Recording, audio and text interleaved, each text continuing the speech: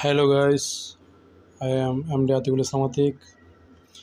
তো আমরা এসেছি আজকে আপনাদেরকে দেখাবো 21শে জুলাই যে বিমান বিধ্বস্ত হয়েছিল, একটি ফাইটার বিমান উত্তরা ডিয়াবাড়ি মাইলস্টোন কলেজের সামনে। গাইস, দেখতেই পাচ্ছেন আমার পিছনে যার ছবি, যাদের হারিয়েছি, এটি হলো সেই বিল্ডিং। এখানে স্কুল শাখা ছিল বাচ্চাদের, এখানেই বিমান বিধ্বস্ত হয়।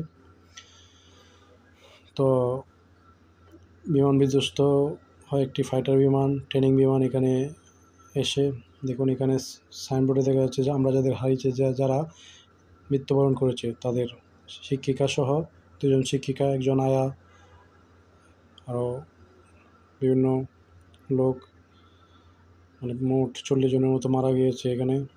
এটাই সেই জায়গা, 21শে জুলাই বিমান পরেই পুরো আগুন ধরে গিয়েছিল উত্তরা ডিয়াবাড়িতে মাইলস্টোন কলেজ এরিয়া। তো গাইস, আমরা যাদের হারিয়েছি তাদের আত্মার মাগফিরাত কামনা করি এবং দোয়া করি।